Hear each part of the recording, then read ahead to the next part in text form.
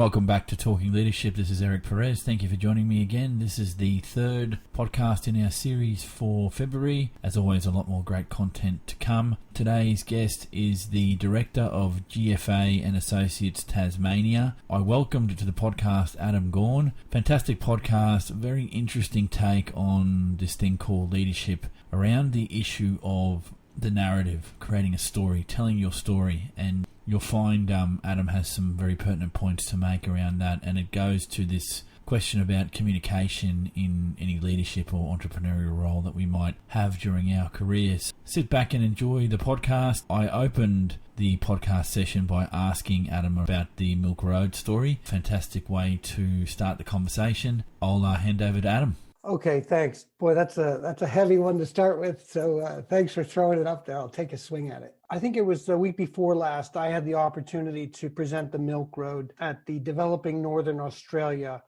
conference that was held in Rockhampton. And I was able to do that virtually online. And I did a presentation about how my role as an investor is that I need to be able to see things ahead of other people. And I need to make bets on those things the way that I predict what the future is going to hold. And if I'm a poor investor, I'm going to lose money. And if I'm a great investor, I'm going to make money. So I need to tell myself a story about what the future looks like. And so what I did was I took out this Milk Road and I said, look, I see a pattern in history where people are coming from this place that we call Asia, down to Australia, and the demand for resources, iron ore, all those resources, including milk powder, is simply part of a trend. And for me to be able to talk with people like you now and those other people, I need to give that trend a name so that we can understand it better and discuss it. And without a name for a trend, then, what do we call it? It's like, having a dog. Like everybody can call their dog, but unless you give that dog a name and personalize it, you don't really understand it and it doesn't mean as much to you. So for me, the Milk Road is a name of a human phenomenon which has created this trend route between ourselves and Asia. And I use it to predict what I think is going to happen or not happen in the future. Does that make sense? Yeah, perfectly. Good. That's a relief. Yeah. No, so, okay. So that, and I appreciate that because it gives some context to what it is that you're doing. So you bring an investor mindset to the discussion, which is interesting because, again, each of my podcast guests brings something unique to the discussion. So let's put some parameters around this in terms of the podcast when we're talking around leadership. So you're looking at trends and what's happening in the Asia-Australia connection, and that brings with it various assumptions and stakeholders and interested people. And from my perspective, you in your travels and in your discussions around what you're doing with the Milk Road, you've seen leaders, you've seen entrepreneurs. Can you tell me, do you see much of a difference between that function of leadership and the entrepreneur that you've met, or are they very similar, or is there a difference in your mind? Yeah, great question. And I'll try to keep it really simple. Successful people can tell great stories, and people that are not succeeding haven't learned how yet. Okay, that's simple, but I'm going to ask you to unpack that a little bit if you could.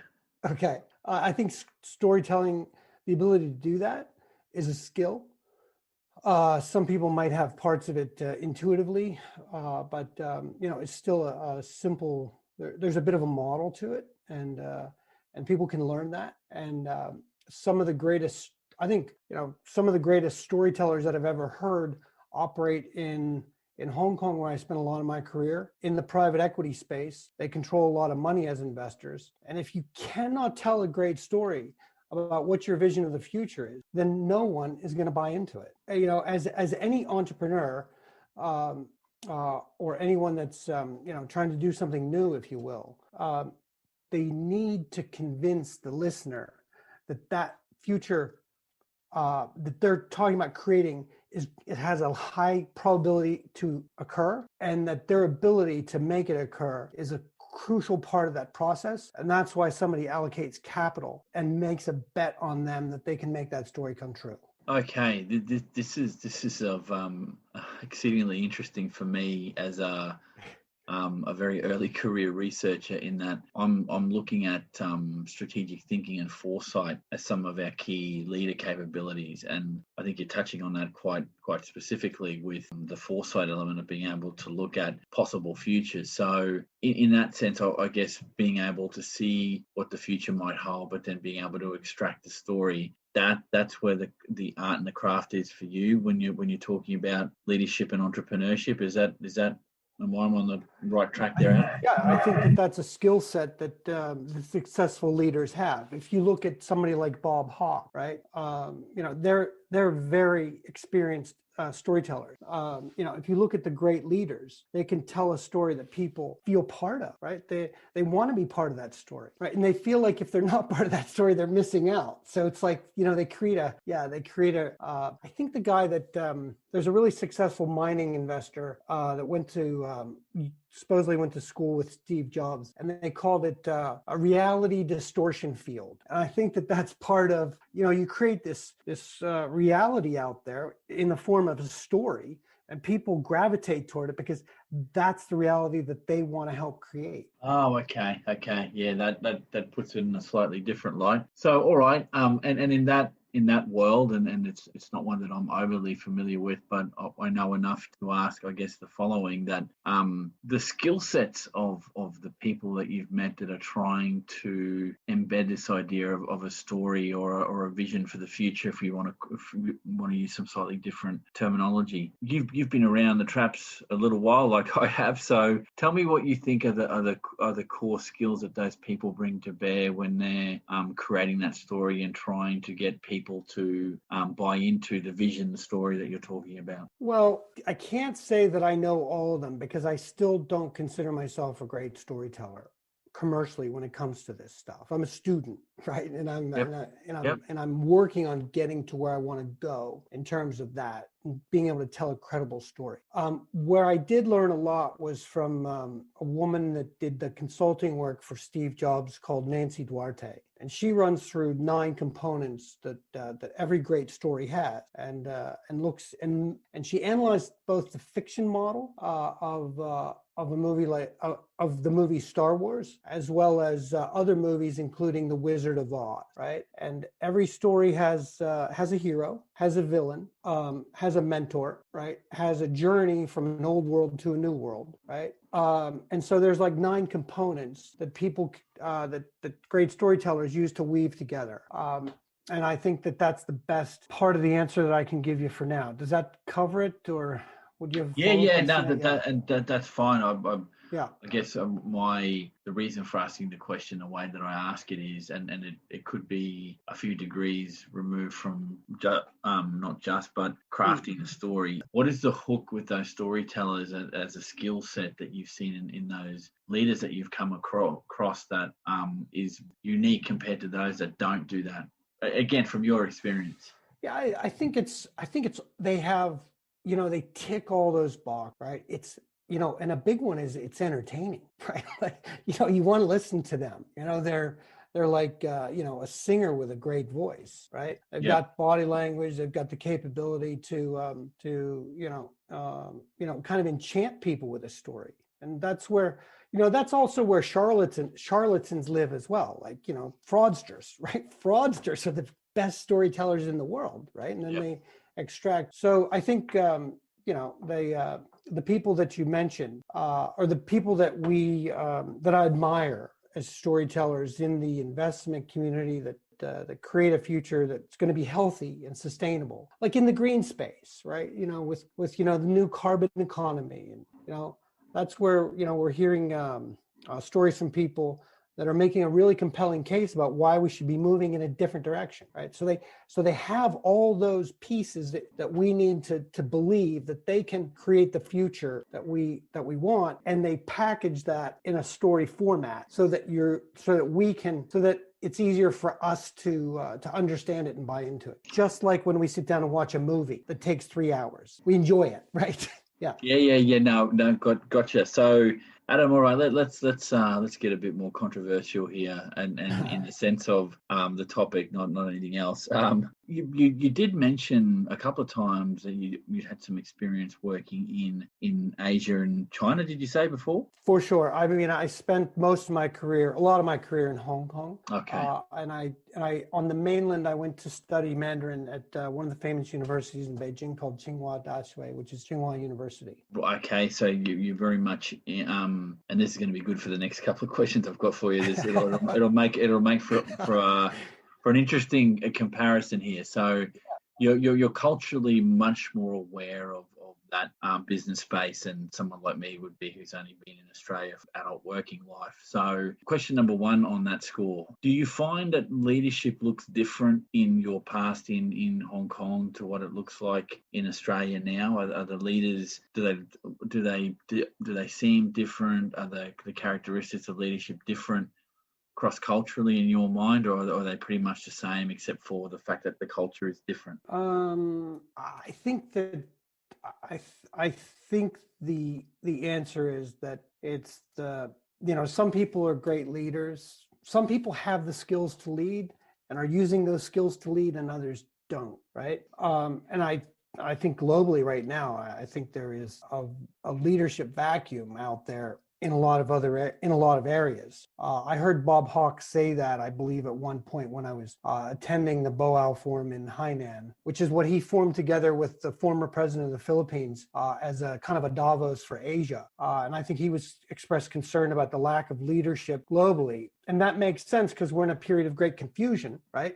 And so when the future is highly uncertain and the leaders and the people in charge can't see what the future looks like, then how do you expect them to lead? Yeah. I couldn't agree more. I guess the idea of constant change, or now with the COVID environment, we've got that big level change where we're now seeing how some leaders adapt to that and some don't, or how some organisations embrace this idea of a constant need to pivot within their businesses to make sure that they stay relevant and viable in the longer term. I understand that. I guess the interesting part for me, given that I'm talking to someone who's been there and seen the business culture in Hong Kong, you addressed part of my question. So I guess I might ask this a slightly different way in that, and you've alluded to it, but I wouldn't mind getting a little bit more meat on the bones of the response if I could. That if I asked you in the industries you've had some contact with, and I know that they're varied, so you don't need to identify one over another, but as a general rule, do you believe that we have fit for future leadership in those industries that you have a hand in, or not? Look, I mean, everything can always be better, right? So, and I don't mean to waffle, but I think that I think that we definitely need our leaders now to step up, right? And I think we're starting to see some leaders step up and tell a story that dominates, right?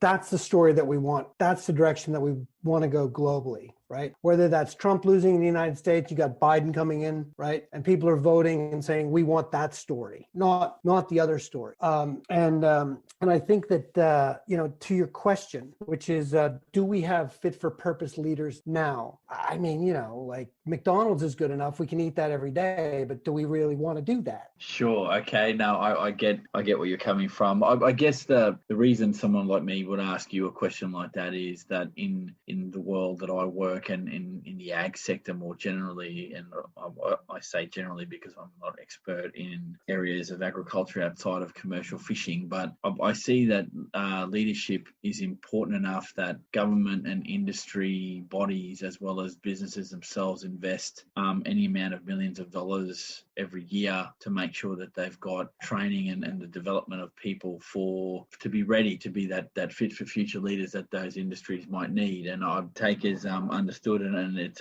always a reality check to say, yeah, everything could always be better. But hopefully what I'm hearing from you can correct me if I'm wrong, is that you don't think we're at a catastrophic deficit of leadership across industries. It's more, you can always do something different to improve your leadership. Take a leadership role here and say, no, I think what we're being fed by the people in charge isn't good enough, and that we want more. And that's why there's a lot of complaining going on. And what I want from those people is a better story. Tell me what the future looks like. right? Tell me where the market, don't tell me to go get market access in India or Indonesia.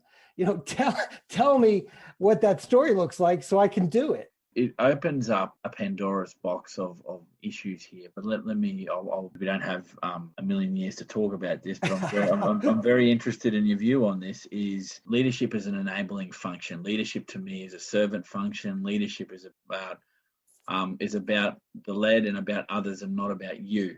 Right? This is my perspective. What I'm seeing here, and I've had these discussions in other contexts, but it's sort of tying a few things together in my mind, is that at the political transnational perspective, and I guess from a state-to-state perspective, we have governments to help enable that leadership space and get people up and moving and to be able to, be able to interact with potential markets as opposed to the governments evolved. Now, I had some experience with this 20 years ago when I was with the public service around looking at other markets and going out there and trying to pave the way by penetrating those markets and opening up opportunities. Is there sometimes a bit of noise there in that? Is it the government's role to really do that, or is government's role to engage and say this is what we're seeing in this space? Here are potential opportunities. From there, it's up to you as industry to go and maximize what those are without government exactly telling you what the opportunities are. Or do you believe government should be saying these are the winners and these are going to be the losers?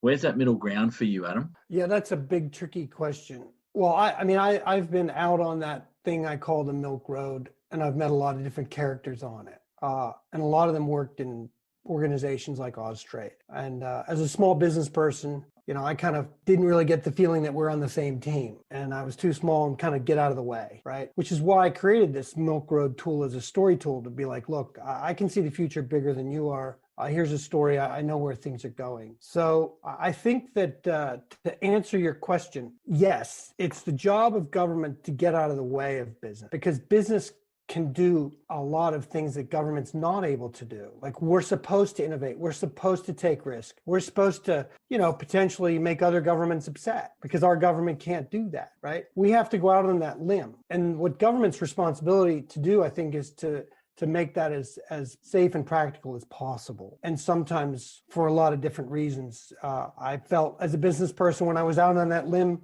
my guys were shaking it. And I'm going like, come on, man. Like, aren't you supposed to be making this limb safer? There are levels to this discussion around what leadership is, and leadership in the context of an industry sector versus national versus international versus what that means in the investment world and the worlds that you run in are very different things. And if I've learned anything from these discussions, is that there are implications for what does it mean to be an effective leader in all of those different contexts, because the decisions a politician will make now will have ramifications down the track markedly for industry. Now, it's in that context that some of this becomes very interesting, because it's funny that it's the political leadership that's having potentially some concerns with each other, and that has a trickle-down effect to people in your part of the world, I would have assumed. I guess I'd like to highlight now that who built that relationship. If you go back to Gough Whitlam,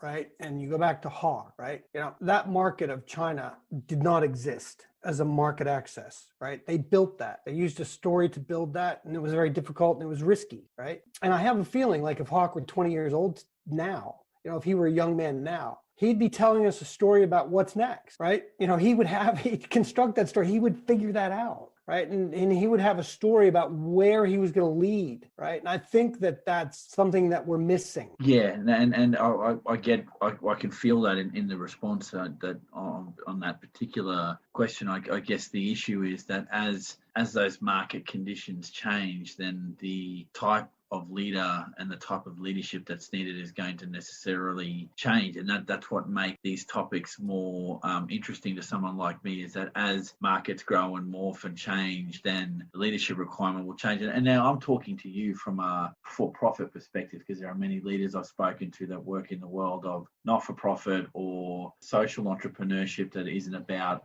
profit seeking being a key factor, not the only factor, but a key factor in what you do. So the the nuance gets even more nuanced. It's like, what's the analogy? The onion analogy. The more you peel the thing back, the more layers that are there, and the more complex, difficult it gets, the more you get into this thing. And I'm glad we had this chat, Adam, because it sometimes with discussing the topic of leadership, it's often the context or the macro context in which you operate isn't often discussed, to the point where how does the macro affect the micro in terms of your leadership practice. And in the world that you run, it's a very interesting and challenging question, because you're probably one of the first guests I've had that really pushed that idea about foresight and looking into the future, and what does building a possible future narrative look like versus what it is now. And I have to say, the interest for me is building the interesting narrative is not something that comes easy to anybody. So it's not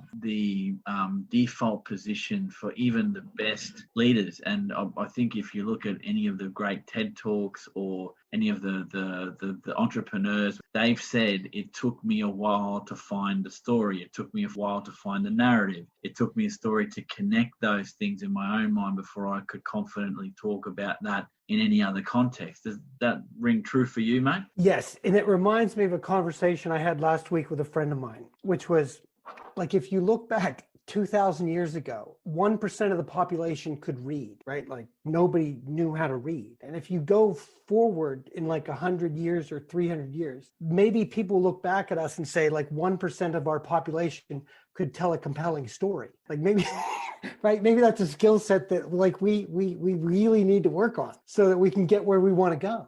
Yeah, I think, when you catch this discussion in that context, I think it's we all have the necessary elements in our lives as leaders or entrepreneurs. It's when you break the barrier and you know how to put it together, then telling the story becomes a lot easier. And if it was easy to do, then we wouldn't have discussions around what does good leadership or good entrepreneurship look like, because we'd all be doing it. There'd be a naturally available formula. And because we all work in different sectors and subsectors of the economy, our stories are naturally going to be a little bit different, because the story you tell on the Milk Road may be very different to the story of, let's say, I don't know, I'm trying to pick a sector here. Let's say a sector like local government. They all would require very different storytelling, if I'm hearing you right. Yeah, I think so. If we look back like 100 years ago, we see all those stories fitting together. Like we see that local government fitting together with this one or whatever, right? Yeah. We don't think about it too much. But if we look at it now, we think, well, these stories don't really fit. If we're not good at doing this, then what is it about when you say when you look back, you can see how the story comes together? What is it about the human being or the leader that hindsight always helps you paint the right picture, but in the now it's hard to find that picture? Like, it's really annoying that, oh yeah, I could see how that all fits in now, but that shit's already happened. So how do you get to the future stuff? This is we're very good at looking back, but not so much. We don't seem to have the tools, or some of us don't seem to have the tools to put those skills to use to look forward. And why is that? Well, why do you think that's a difficulty? I can't say for sure. And I think that this is kind of where I'm research-wise, I'm trying to figure out. Sure. And one theory that I'm kind of wondering about, which is after I listened to some of the people in Northern Australia, developing Northern Australia conference, and I understand the way that First Nations people think about stories, past stories, present stories, and future stories. I think they might look at time differently than we do. And so maybe we need to be learning and listening and thinking about things that way because of what you understand now based on the look on your face. Because again, you threw something very interesting at me, is the conception of time, that you're going to tell a story and it takes you a generation to get that story right. The payoff down the track is going to be massively significant. And when I talk to people like you and others, I'm always thinking the time element is always, we've got to get this done soon. We've got to take our opportunities when they come, as opposed to thinking what's the long term. And I think strategically speaking, leaders and some entrepreneurs talk a very big game about the long game, but they're not really committed to the long game because that has inherent risks that they can't see, whereas the more close closer to home, you can see the risks, and it's a lot easier to sate the risk appetite that you might have versus committing to something that is a massively longer vista of time. And that's an interesting one to throw into the mix, mate, because I think culturally we're also time poor, at least in our own minds. We're so time poor that everything has a limit on it. You know, when you go to an interview, you've only got nanoseconds to give a good impression before you're judged whether you're competent or not. Or when someone listens to the radio, though, if you don't grab their attention in nanoseconds, they're looking at another station. Or if they don't like the podcast topic, they might listen for a second, and if they don't like it, bang, they're off doing something else. So yeah, maybe there's something to be said for the leadership skill of patience, or at least having a look around the forest before having a look around your own environment, before making a call. So yeah, interesting stuff, Adam. Look, we could talk about this for many more hours, and I think we will keep talking together as you develop your theory as time goes along, if you're available to do that with me, mate. Yeah, I'd love that. It's been really helpful and valuable for me to hear what you think about some of these and learn what your thoughts are. Appreciate it, Adam. So for those listening, I've been speaking to Adam Goern, who is the Director of GFA and Associates Tasmania. Adam, thank you for your time. Terrific, Eric. Thank you very much. No worries. For those listening, this has been Talking Leadership. I will catch you all on the next podcast.